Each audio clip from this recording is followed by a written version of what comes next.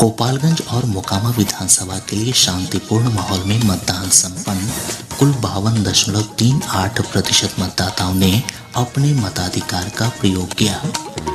मोकामा से 6 और गोपालगंज से 9 प्रत्याशियों का राजनीतिक भाग्य ईवीएम में सील। 6 नवंबर को होगी मतों की गिनती। मुजफ्फरपुर के चक्कर मैदान में भारतीय थल सेना के लिए अग्निवीरों की 2 दिवसीय भर्ती प्रक्रिया आज से शुरू और सिख धर्म के संस्थापक गुरु नानक देव जी महाराज का 3 दिवसीय 554वां प्रकाशोत्सव आज से राजगीर में शुरू हुआ। अब समाचार विस्तार से। गोपालगंज और मोकामा विधानसभा के लिए आज शांतिपूर्ण माहौल में मतदान संपन्न हो गया। निर्वाचन आयोग से प्राप्त जानकारी के अनुसार कुल 52.38% मतदाताओं ने अपने मताधिकार का प्रयोग किया। यह वर्ष 2020 में हुए विधानसभा चुनाव की तुलना में 2.12% कम है। मोकामा में 53.45% और गोपालगंज में 51.48% मतदान हुआ है। पिछले विधानसभा चुनाव में मोकामा में 54% जबकि गोपालगंज में 55% से अधिक मतदान हुआ था। दोनों सीटों पर 4 महिलाओं समेत 15 उम्मीदवारों के राजनीतिक भाग्य का फैसला होना है। मतों की गिनती 6 नवंबर को होगी। मोकामा से हमारे संवाददाता ने बताया कि उपचुनाव को लेकर सुरक्षा के व्यापक प्रबंध किए गए थे। मोकामा विधानसभा क्षेत्र में मतदान कुल मिलाकर शांतिपूर्वक संपन्न हो गया। ईसानगर स्थित बूथ संख्या 282 पर बोगस वोटिंग को लेकर 2 गुटों के बीच हिंसक झड़प के बाद भारी संख्या में पुलिस बल की तैनाती की गई। वहीं मतदान केंद्र संख्या 57 पर तैनात एक मतदान कर्मी की हृदय गति रुक जाने से मौत हो गई। मोकामा सीट से 2 महिलाएं समेत 6 उम्मीदवार की चुनावी किस्मत ईवीएम में सील हो गई है। प्रमुख उम्मीदवारों में राजद से नीलम देवी और भाजपा की सोनम देवी हैं। मोकामा सीट राष्ट्रीय जनता दल विधायक अनंत सिंह को आर्म्स एक्ट मामले में दोषी ठहराए जाने के बाद खाली हुई थी। समाचार कक्ष से मैं कामिनी ठाकुर। गोपालगंज से हमारे संवाददाता ने बताया कि चुनाव को लेकर आम मतदाताओं के साथ साथ वृद्ध, दिव्यांग और पहली बार मतदान कर रहे युवाओं में काफी उत्साह देखा गया। कड़ी सुरक्षा व्यवस्था के बीच गोपालगंज सीट के लिए मतदान शांतिपूर्ण संपन्न हुआ। सोशल मीडिया पर अफवाह फैलाने के आरोप में 12 लोगों को हिरासत में लिया गया है। किसी अन्य जगह से किसी अप्रिय समाचार की सूचना नहीं मिली है। गोपालगंज में भाजपा की कुसुम देवी और राजद के मोहन प्रसाद गुप्ता समेत कुल 9 उम्मीदवारों का चुनावी भाग्य ईवीएम में सील हो गया है। इस सीट पर भाजपा विधायक और पूर्व सहकारिता मंत्री सुभाष सिंह के निधन के बाद उपचुनाव कराया गया। आकाशवाणी समाचार के लिए गोपालगंज से मधेश तिवारी। प्रदेश में नीतीश कुमार के भाजपा से अलग होने और राजद के साथ मिलकर महागठबंधन सरकार बनाने के बाद यह पहला उपचुनाव था। इस कारण उपचुनाव दोनों गठबंधनों के लिए महत्वपूर्ण माना जा रहा है। महागठबंधन के साथ साथ भाजपा उम्मीदवारों ने अपनी अपनी जीत के दावे किए हैं। प्रधानमंत्री नरेंद्र मोदी ने कहा कि भ्रष्टाचार के खिलाफ निर्णायक लड़ाई का समय आ गया है। उन्होंने कहा कि भ्रष्टाचार एक बहुत बड़ी बुराई है और देश को इससे दूर रखना होगा। श्री मोदी नई दिल्ली में केंद्रीय सतर्कता आयोग सीवीसी के सतर्कता जागरूकता सप्ताह कार्यक्रम को संबोधित कर रहे थे। उन्होंने कहा कि भ्रष्टाचार के खिलाफ एनडीए सरकार की तरह हर सरकारी विभाग में इच्छा शक्ति दिखनी चाहिए। कि बीते 8 वर्षों के श्रम साधना कुछ इनिशिएटिव उसके बाद अब भ्रष्टाचार के खिलाफ निर्णायक लड़ाई का समय आ गया है। इस संदेश को समझते हुए इस मार्ग पर चलते हुए हम विकसित भारत की तरफ तेजी से जा पाएंगे। प्रधानमंत्री ने उल्लेख किया कि विश्वास और दृढ़ संकल्प विकसित राष्ट्र बनाने की कुंजी हैं। विकसित भारत के लिए विश्वास और विश्वसनीयता ये दोनों बहुत आवश्यक है। सरकार के ऊपर जनता का बढ़ता हुआ विश्वास जनता का भी आत्मविश्वास बढ़ाता है। हमारे यहाँ मुश्किल ये भी रही कि सरकारों ने जनता का विश्वास तो खोया ही, जनता पर भी विश्वास करने में पीछे रही। प्रधानमंत्री ने सुविधाओं की कमी और सरकार के अनावश्यक दबाव को भ्रष्टाचार और लोगों की प्रगति में बाधा के दो प्रमुख कारण गिनाए। श्री मोदी ने कहा कि इसके लिए 3 तरीके अपनाए गए हैं, जिनमें उन्नत प्रौद्योगिकी, बुनियादी सेवाओं को संतृप्ति स्तर तक ले जाना और आत्मनिर्भरता की ओर बढ़ना शामिल है। इस अवसर पर श्री मोदी ने केंद्रीय सतर्कता आयोग के नए शिकायत निवारण पोर्टल का शुभारंभ किया। इस पोर्टल के माध्यम से लोग अपनी शिकायत के बारे में हुई प्रगति की जानकारी प्राप्त कर सकते हैं। मुजफ्फरपुर के चक्कर मैदान में भारतीय थल सेना के लिए अग्निवीरों की भर्ती प्रक्रिया आज से शुरू हो गई है।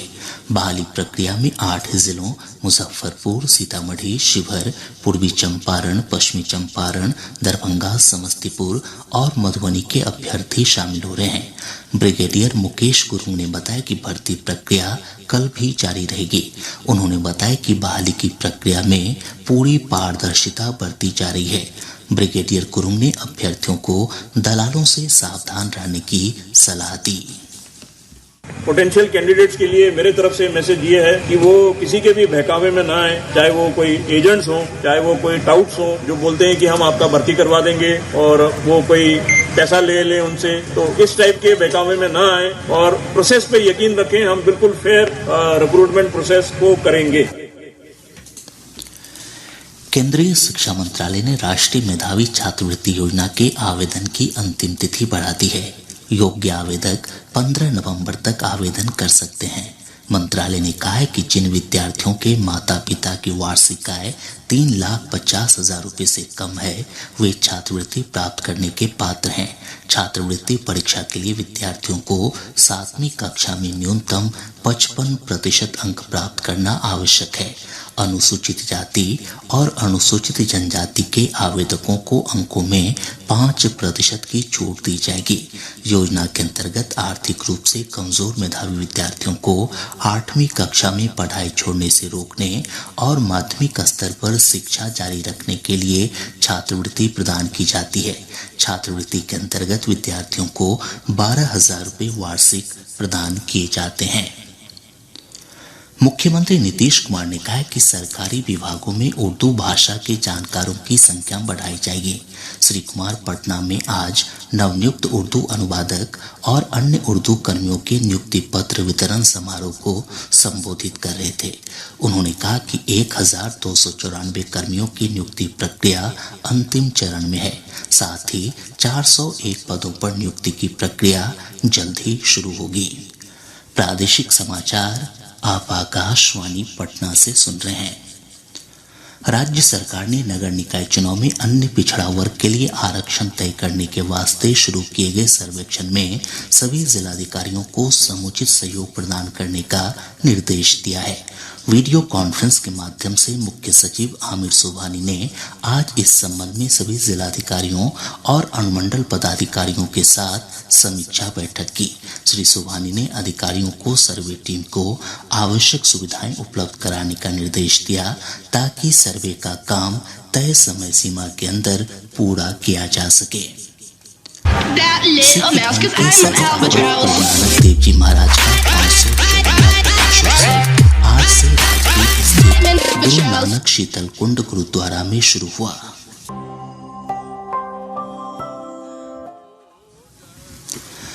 सोनपुर में लगने वाले कार्तिक पूर्णिमा मेले को लेकर सोनपुर और मुजफ्फरपुर के बीच स्पेशल ट्रेन का परिचालन किया जाएगा। पूर्व मध्य रेलवे के मुख्य जनसंपर्क पदाधिकारी वीरेंद्र कुमार ने बताया कि यह ट्रेन 7 और 8 नवंबर को चलेगी। वहीं सोनपुर और छपरा तथा सोनपुर और पाटलिपुत्र जंक्शन के बीच भी 7 और 8 नवंबर को मेला स्पेशल ट्रेन का परिचालन किया जाएगा। इसके अलावा लगभग 2 दर्जन ट्रेनों का सोनपुर स्टेशन पर 1-1 मिनट का ठहराव दिया गया है। अगले वर्ष होने वाली मैट्रिक की वार्षिक परीक्षा के लिए पंजीकरण की प्रक्रिया शुरू हो गई है। 9वीं कक्षा में पढ़ने वाले विद्यार्थी ऑनलाइन रजिस्ट्रेशन करवा सकते हैं। पंजीकरण की अंतिम तिथि 23 नवंबर तक निर्धारित है। नियमित कोटे के विद्यार्थियों को 320 रुपए और स्वतंत्र कोटि के विद्यार्थियों को 450 रुपए शुल्क देना होगा। बोर्ड ने कहा है कि पंजीकरण फॉर्म में आधार कार्ड का नंबर भी भरना होगा। जिन छात्रों का आधार कार्ड नहीं बना है उन्हें कॉलम 17 में इसकी घोषणा करनी होगी। प्रदेश के अधिकतर हिस्सों में मौसम शुष्क बना हुआ है। मौसम विज्ञान केंद्र पटना से प्राप्त जानकारी के अनुसार अधिकतम औसत तापमान 30 से 32 डिग्री सेल्सियस जबकि औसत न्यूनतम तापमान 18 से 20 डिग्री सेल्सियस के बीच दर्ज किया गया। मौसम वैज्ञानिक दिनेश कुमार भारती ने बताया कि राज्य में अभी पछुआ और उत्तर पछुआ हवा का प्रवाह बना हुआ है। इसके चलते अगले 5 दिनों तक दिन और रात के तापमान में कोई खास परिवर्तन की संभावना नहीं है। प्रदेश भर में पछुआ एवं उत्तर पछुआ हवा का प्रवाह सतह से 1.5 किलोमीटर ऊपर तक बना हुआ है। परिणाम स्वरूप प्रदेश का मौसम अगले 5 दिनों तक शुष्क एवं आसमान मुख्यतः साफ रहने की संभावना है। दिन एवं रात के तापमान में कोई बड़ी बदलाव की संभावना नहीं है। प्रदेश के विभिन्न जिला मुख्यालयों में आज मेगा क्रेडिट कैंप का आयोजन किया गया।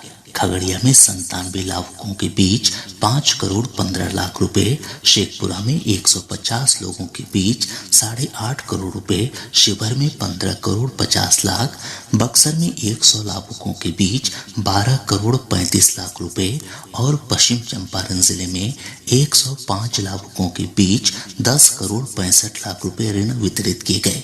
अरवल और कैमूर में भी विभिन्न योजनाओं के तहत चयनित लाभार्थियों के बीच ऋण का वितरण किया गया। प्रदेश में कोविड के सक्रिय मामलों की संख्या घटकर 75 रह गई है। इसमें सबसे अधिक 41 मामले पटना से हैं। 23 जिलों में कोविड का एक भी सक्रिय मामला नहीं बचा है। स्वस्थ होने की दर बढ़कर 98.54% हो गई है। इधर आज सहरसा में कोविड की जांच के लिए RT-PCR जांच लैब का उद्घाटन किया गया। जिलाधिकारी आनंद शर्मा ने बताया कि लैब में प्रतिदिन 600 सैंपल की जांच की जा सकेगी। वैशाली जिले के भगवानपुर रत्ती हाई स्कूल परिसर में अपराधियों ने एक व्यक्ति की गोली मारकर हत्या कर दी। पुलिस ने बताया कि मोटरसाइकिल सवार 3 अपराधियों ने घटना को अंजाम दिया। किशनगंज जिले के कुर्लीकोट थाना क्षेत्र के कुलसन भिट्ठा गांव में सोशल मीडिया के लिए रील बनाने के दौरान एक किशोर ने अपने चचेरे भाई की गोली मारकर हत्या कर दी। जमुई जिले के गढ़ी थाना क्षेत्र अंतर्गत हरणी गांव में अपराधियों ने घर में घुसकर एक महिला की गला रेत कर हत्या कर दी। बेगूसराय जिले के खोदावंतपुर थाना क्षेत्र के मेघोल गांव में भौड़ा के हमले में एक 4 वर्षीय बच्चे की मौत हो गई जबकि 3 अन्य गंभीर रूप से घायल हो गए। किशनगंज जिले के सुखानी थाना क्षेत्र अंतर्गत आमबाड़ी गांव में पुलिस ने एक पिता पुत्र को शराब तस्करी के आरोप में गिरफ्तार किया है। और अब अंत में मुख्य समाचार एक बार फिर। गोपालगंज और मोकामा विधानसभा के लिए शांतिपूर्ण माहौल में मतदान संपन्न। कुल 52.38% मतदाताओं ने अपने मताधिकार का प्रयोग किया। मोकामा से 6 और गोपालगंज से 9 प्रत्याशियों का राजनीतिक भाग्य ईवीएम में सील। 6 नवंबर को होगी मतों की गिनती। मुजफ्फरपुर के चक्कर मैदान में भारतीय थल सेना के लिए अग्निवीरों की 2 दिवसीय भर्ती प्रक्रिया आज से शुरू। और सिख धर्म के संस्थापक गुरु नानक देव जी महाराज का 3 दिवसीय 554वां प्रकाशोत्सव आज से राजगीर में शुरू हुआ। इसके साथ ही आकाशवाणी पटना से प्रसारित